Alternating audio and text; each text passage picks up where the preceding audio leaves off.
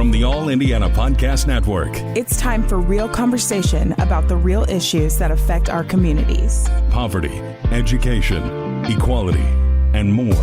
This is Real Talk. Real Talk with Reverend Charles Harrison. Welcome to Real Talk on the All Indiana Podcast. I am Reverend Charles Harrison with Reverend Terry Webster Sr. And on this episode, we're going to talk about two things today.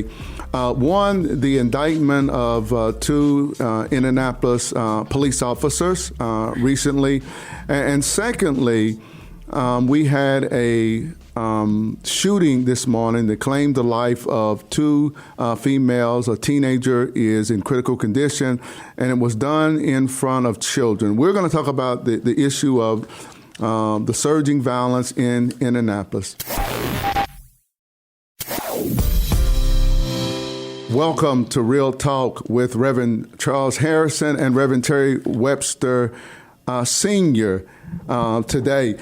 How are you doing today, Pastor Webster? Man, I am fine, Pastor Harrison. It's Friday.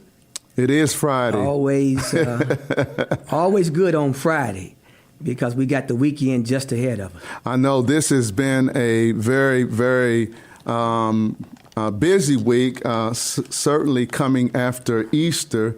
And I was hoping to rest more this week than what I really end up doing. Yeah, it's, coming off Resurrection Sunday just drains us, but did not our hearts burn on Resurrection Sunday as we worship the risen Savior? So I am always grateful to come off of Resurrection Sunday. Well, there are two big issues this week, and we want to kind of talk about them today on Real Talk. One is the indictment of two Indianapolis police officers surrounding the death of Herman Whitfield III. And for those who may not be familiar with that, they responded to a 911 call. And I think it was the parents that called law enforcement there. And Herman was suffering from some mental health issues. In the midst of them being there, the officers ended up handcuffing Mr. Whitfield III. And at some point, he was tased by the officers. And end up going into a medical issue, and I think 911 was called, but he ended up dying. So that created some controversy, certainly in the city surrounding his death. There's been some concern by black leaders and Faith in Indiana and others concerning the lack of transparency. And there's been several press conferences done by black ministers concerning that, wanting action against those officers involved. The prosecutor took it before a grand jury, and they came back with an indictment a few days ago. So that's kind of where we are. And I was called and asked to say something about it. I didn't really feel equipped, at the time to really say anything about it. Plus, I was really tied up at the time. So on that issue first, what are your thoughts? And certainly in light of everything that has gone on in this country, probably within the last 10 years, these encounters between black males or men of color and law enforcement, certainly continues to create, tension and the perceptions of how blacks are treated, particularly black men.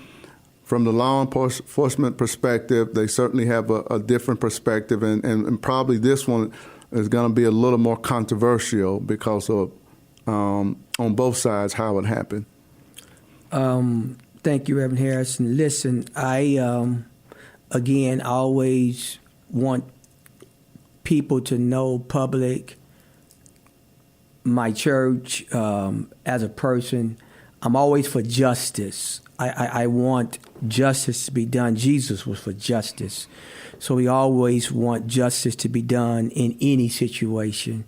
Law enforcement was called out. Let me back up. The only thing we have seen Right. is the body cam that I think Wish TV has shown. I've seen it a couple of times. So there has been the body cam. Yes, I've seen I that a haven't seen couple it. of times. Okay.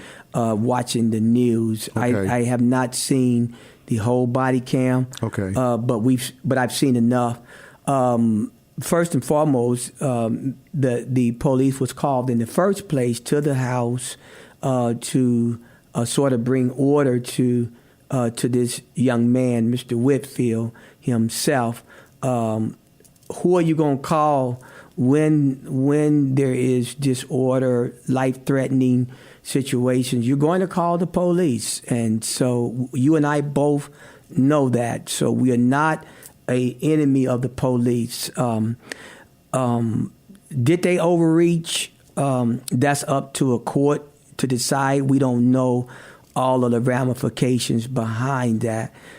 I do want to say that if there's some injustice being done here, things should have and could have been done differently, then I'm for the extent of the law and it being exercised on behalf of justice. Right. Whatever justice look like. If it's justice that law enforcement should have, then they should get due justice.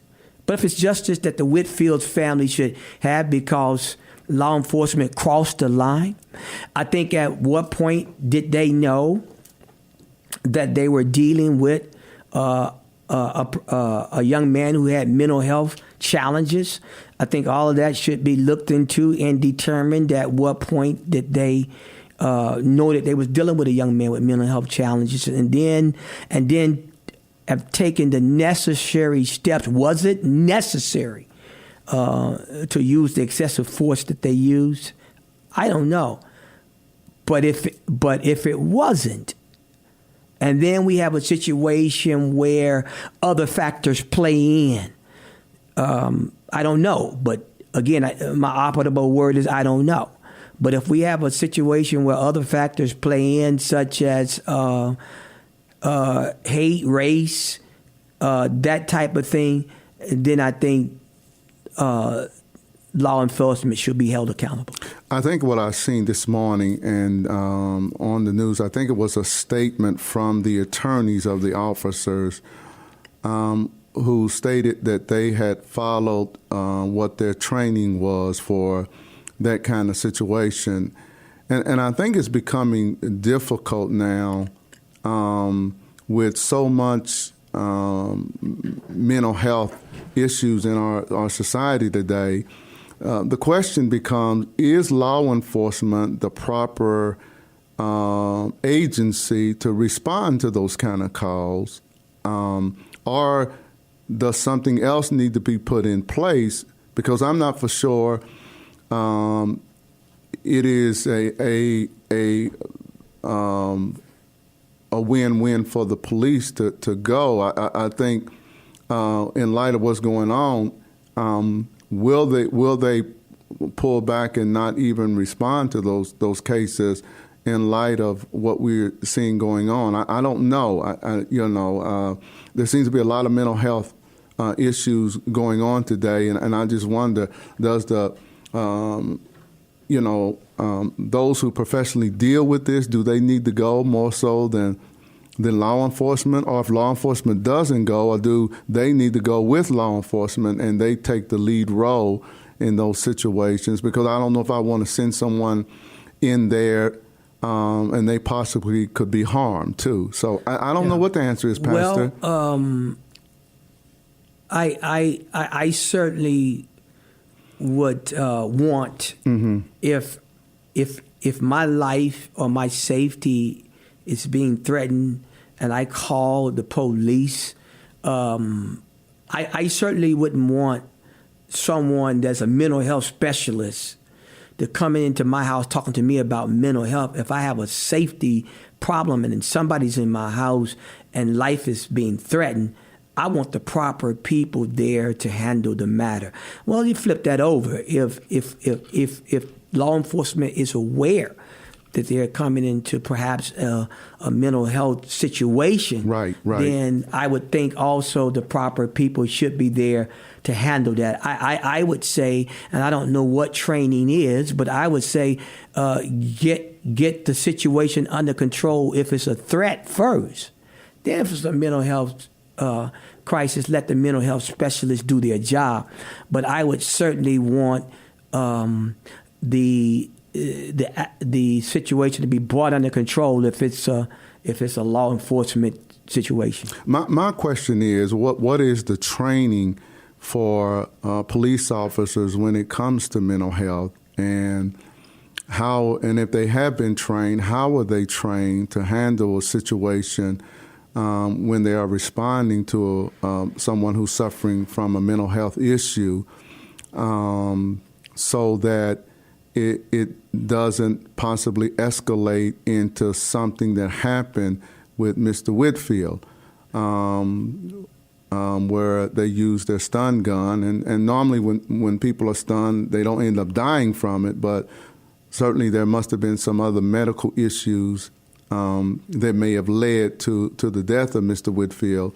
Or did they need to use the stun gun at all? Yeah. So that becomes the other question, in the midst of the situation that they were facing. I certainly don't know the answer to that, and that's why I'm suggesting maybe along with police, maybe someone who is a professional that works with people who are suffering from mental health issues.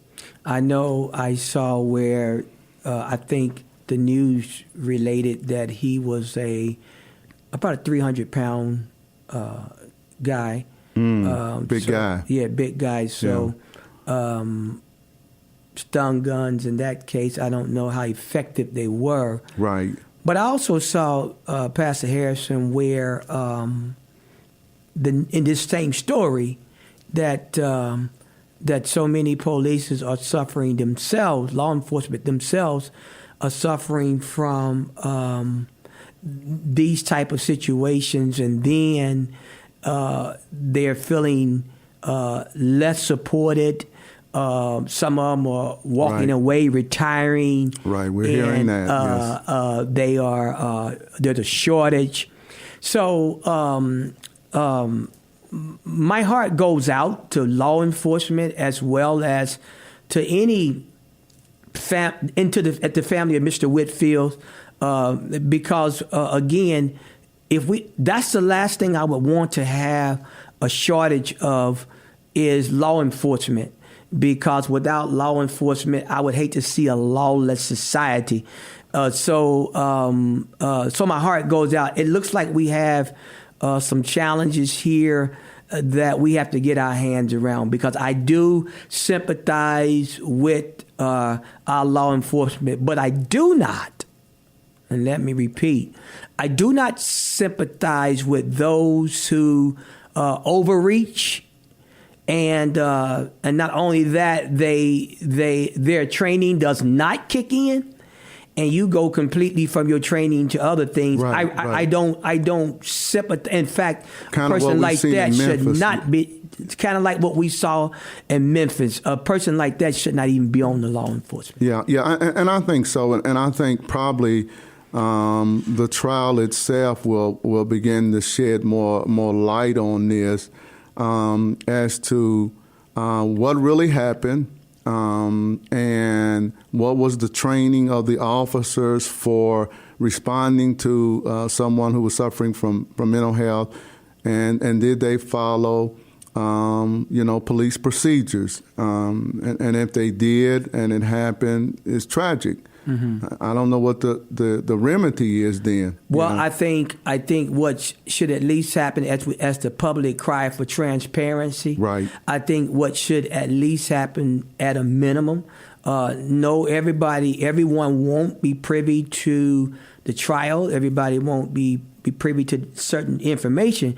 But I think that as it relates to transparency, I think that certain people, organization groups, clergy should be made aware, and also should be made aware of when the trial dates are, so that we can come and be a part, sit in and look, so that people that the community trusts can either be in support of law enforcement or say, no, these officers should get just due, whatever just due is. It could be either way, but I think that being transparent, we should know. I haven't heard yet from the FOP, so I've been surprised that we haven't, or at least I'm not aware of any statement from the Fraternal Order of Police, who tends to represent, law enforcement here. So what their statement is, and what may be the long-term ramifications of this for Indianapolis as we sing across the country. Yeah, well, I did see, going back to that story last night, I did see where Chief Taylor did offer his sympathy to the family, but he also said that the case is still under investigation. Okay. So I think again, due process. Right. But from what we saw, object is everything, and so what we saw, it certainly gives a way for questions. Yeah, as a pastor in the community and someone who's well respected, in the city of Indianapolis, how do you balance between being an advocate for the community as a leader in the community, particularly the Black church, and yet being supportive of law enforcement? What are the dynamics and the tensions there? Well, to me, and that's a good question, Reverend Harrison. To me, how I balance, and pretty much how I balance everything with my own life and a pattern of how I raise my children too, it's just do the right thing. Okay. Whatever the right thing is, that's how I balance. If law enforcement need to do the right thing, then do the right thing. We support you. Right. If the community need to do the right thing, do the right thing. We support you. Whatever the right thing is, just do it. And that's really how I balance. That's why I'm saying, going back to this case, be transparent. Let us see so that we can draw our own conclusions. One of the good things that has been able to happen in a lot of these high-profile situations, such as the Memphis and others, we've been able to look right into the courtroom, and be able to see with the cameras in there. So I think that transparency is key. Let us see so that we can balance, and so we can know who to advocate for, because I'm always an advocate for justice. Yeah, with the Memphis case, certainly when you saw the video of what happened that night, it was very clear that those officers acted way beyond the boundaries of what a law enforcement officer should have acted, and the inhumane ways that that gentleman was treated that night that led to his death was concerning. So I think the public had a chance through the video cameras that the officers wore, and also some of the cameras that happened to be stationary in the neighborhoods that captured that. Mm-hmm. Let us see that certainly those officers acted in an unlawful and inappropriate way, and I think people could certainly see that, and we all came up with some conclusions. And I think the paramedics also did not act appropriately that night, and we were able to see that, mm-hmm. and people made their judgments based on what they were able to see. And I do think, I'm not for sure why it hasn't been shown to the public in the way that maybe we need to see everything that happened, so that people can draw their own conclusions. There are some that are saying, leaders in the community to be exact, that are saying that this is, in their estimation, no more than the Memphis situation. Mm-hmm. There are those who are saying that. I won't draw that strong of a comparison. But I also would say, if we're going to be advocates for justice and right, whether it's law enforcement or the community, we need transparency. Yeah, and I would say to my colleagues that the difference in the two cases, one was an unlawful stop.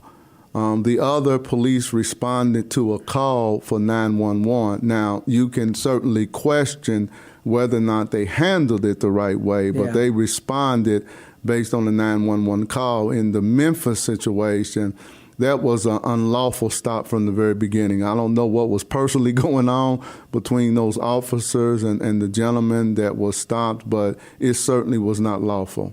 Yeah. And if this is simply, if we don't know, but if this is a situation where the training was improperly in terms of overreach, then we need to know that. Right. We need to know that's a part of transparency, and then if that's the case, then we're calling for justice in this situation.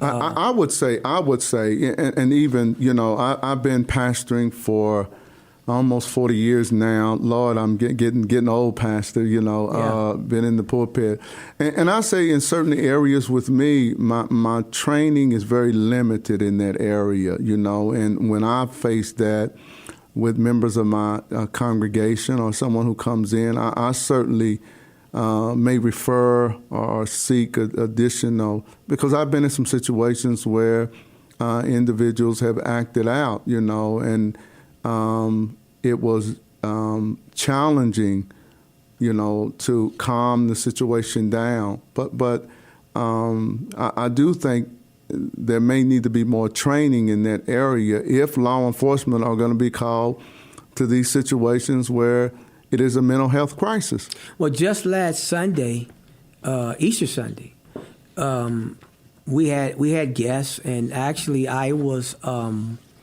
standing back door greeting like I always do, and I was just greeting. Right. And there was a young kid that was there Easter Sunday, have never seen him before, and come find out he was a teenager. And all I did was what I normally do, and that's reached out to him, put my hands on his shoulder, get ready to welcome him, and tell him to come back. As a young man, probably no more than 13, 14 years old, that kid hauled off and snatched away from me with anger. Wow. And I had people in line because they were ready, waiting to greet me. They saw it. Right. And his actions could have easily caused a reaction with me. Right. I didn't react. I just began to watch him. And then as my line died down, he was still back in the back of the church, and then he went outside. I kind of just followed him outside just to watch. Then I told a couple of my men, I said, keep your eyes on him. And I told him what he did. But the point I'm making is you said in your training sometimes we just are not equipped for certain things. Well, what I found out is that he was the nephew of one of our members who she had brought him to church. And she said, Pastor, he didn't want to be here in no way. Wow. I told her what happened. Wow. She said he didn't want to be here in no way. So no. Did he take it out on you, Pastor? I think he took it out on me. But that could have been a case where right. If I would have reacted back to him, right. that kid just didn't want to, he wasn't having it from me. He snatched away, and he wasn't having it. Right. Well, and I think that's true. I think that you give an example of how you reacted, and I've been in those situations too, to try to de-escalate it rather than escalate it, because if you respond the wrong way, it's going to escalate it rather than de-escalate it. Yeah, that is so true. This is Real Talk with Reverend Terry Webster Sr. And Reverend Charles Harrison, and we have been talking about the two Indianapolis police officers that were indicted yesterday for manslaughter in connection with the death of Herman Whitfield III. And certainly that has been a big issue in the city. The other big issue in the city is what happened this morning. With the death of the shooting death of two women, and a teenager was shot in critical condition. Wow. apparently this house had been shot up before. Wow. And someone or individuals came into the house and shot and killed 2 women and seriously injured a teenager. And the news media kind of talked about the trauma of the children witnessing that, and certainly that is too common of an event that continues to happen in our community, where children are exposed to that kind of violence, and certainly it has to impact them long term. I don't know what the relationship was between the women who were killed and the children, whether it was moms that were killed. I don't know, but certainly that saddens me. It does, Pastor Harrison. We keep throwing money at violence, right, and crime, thinking that that's going to fix it, and rightfully we should. So don't get me wrong. I think that there should be resources for certain things, but I still say, and I'm going to continue to stand on my soapbox and say that we have a heart issue. Right. It's really not even a skin issue, but a sin issue. Right. And until family, I still say family, until family get back to the basics of raising their children, we're going to continue to see what we see. We're going to continue to be frustrated because crime and violence keep rising instead of going down.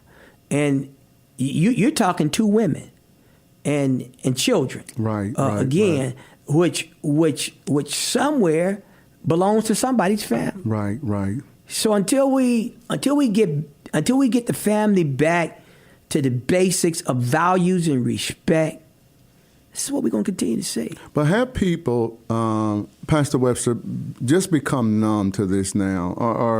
Are people just, even in the black community, are we numb to it now? It happens so often that certainly we feel sad about it, but it happens so often now. Are we just numb? That's a good question. I don't know. Okay. I don't know. I know I'm not numb. Okay. So when you really get down to the common denominator, is you, the individual, and there are things that we're doing to try to help family. Right. And that is with values, that is with goals, objectives. The father play a great deal in helping in our society.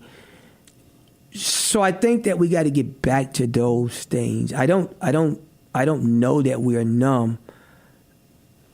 I just think that we don't have a lot of answers. Well, what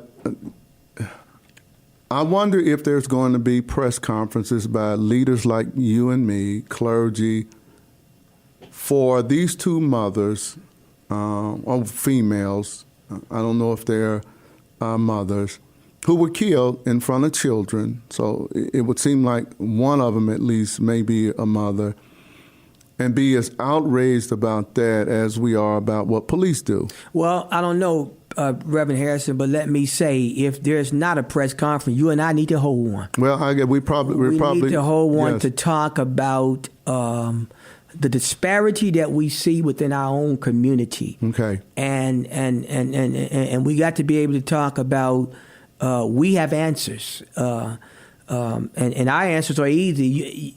Our answers is get back to the family values, and that's what we got to get back to promoting. Well, I agree with that, and that's the hard conversation in our community, because I do think until we strengthen the family again, and we'll have people who will debate with us over that, but fathers need to play a role. You are a father. I'm a father. You know, we have sons that we have raised, You have a son who's an adult, who's a father. I have a son, and then I still have a younger son that I'm raising. And certainly I see the significant role that we play as fathers in the life of our daughters and our sons that I think is key to their development as human beings, and also with my thumb on my sons, I keep them from going the wrong way. Yes, let me just show you how critical fathers are, which we have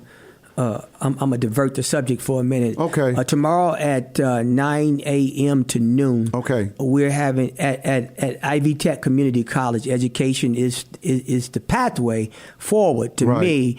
And so tomorrow we have a forum which consists of Dr. Young, who is the superintendent of Pike Township, Aaron Williams, who is a businessman for Google account, and then Terry Webster Jr., of course, is my son. And all of these three men grew up with fathers. And these fathers have impacted their lives, as you see. Right. And now we have these three men impacting the lives of their children. Right. And as a result, should impact the lives of their children. So, and the scripture clearly says, turn the hearts of fathers back to the children. Right. Lest I curse you. Right. So tomorrow, let me invite the public out at 9 a.m. to noon to Ivy Tech campus here on Illinois to a brother-to-brother symposium. And as we'll talk about the path forward with education, but that starts with family values. Right. Fathers in their lives. This is Real Talk with Reverend Terry Webster Sr. and Reverend Charles Harrison. You know, one of the other issues I think that has to be alarming to us. We're at here it is, you know, the middle of April. We're already at 64 homicides. So certainly we're on a path for 200 homicides again for the fourth year in a row. 70 to 80% of those homicide victims are us, look like me and you. Absolutely. They're black. We only represent, 20-something% of the population, but we're 70 to 80% of the victims.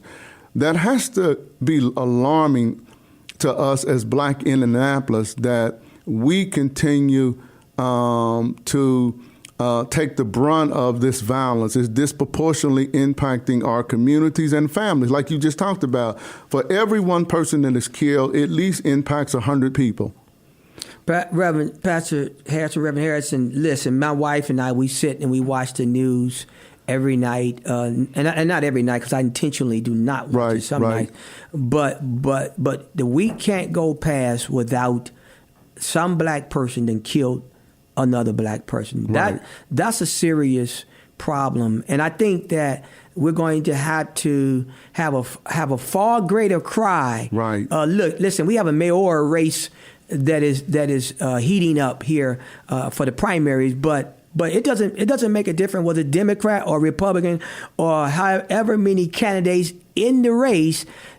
You're not going to be able to deal with this violent issue. We're going to have to get back to raising the awareness from clergy, from community organizations that understand the value of family, and challenging the value of family. That's what I believe is going to remedy this situation. Well, I agree with you. I certainly believe when you talk about solutions, certainly at the top of the list in my mind is rebuilding the family. Yep. And having fathers play a positive key role in the life of their children, and particularly their sons. But I'm becoming more alarmed now at the number of females that are now either involved, the shooters or the suspects are now the victims in these violent crimes. And we're seeing more and more women being killed in this city, which is now starting to alarm me. We're already dealing with the men, but now we're seeing a growing number of females either as suspects or victims of violent crimes. Yeah, and that is an issue. actually the shooter in Nashville. Right. Was a young white female. Right. And of course, when you trace that down, she was struggling with other issues such as identity issues and all that. And I think a lot of momentum that I'm seeing as it relates to, especially females involved, it just we may not want to hear it, but it comes back to identity issues, which comes back to family issues, and I think that again, till we get back to the family and ask for the old path, and then sound the alarm, have more press conferences just about what you said, calling the family back to the foundation that you and I was raised with. I think we could create a better city, a better space for us, but we cannot ignore that. That's true. Well, that was the final word. I couldn't have said it any better than what Pastor Webster just said. I want to thank you, and Pastor Webster wants to thank you for joining us today on Real Talk. We try to bring you real talk every week about the real issues that affect our community here in Indianapolis and across the country. We ask that you subscribe to this podcast by checking us out on Facebook. And also, you can go to our podcast and subscribe to it on the All Indiana Podcast Network. That's where you can find us on that network. And when you listen to it, we ask that you share it on Facebook and Twitter so more people can hear these conversations. And we try to really be honest and give our perspective. We know there are many other perspectives. Absolutely. Yes. Absolutely. But we certainly try to give our perspective. I consider myself a little old school, so you get a little old school perspective. But we really try to be honest. And if you have any comments or would like to join our show as a guest, then certainly let us know on Facebook when we do it live, and you'll be able to catch it and say, who you are, and you would like to come on and talk about a particular issue with me and Pastor Webster. Absolutely. Thank you, Pastor Harris. Well, thank you. And thank you so much for joining us today on Real Talk. This is Real Talk with Reverend Charles Harrison. Be sure to like and subscribe to this podcast. And be sure to check out other great podcasts on the All Indiana Podcast Network. Online now at allindianapodcast.com.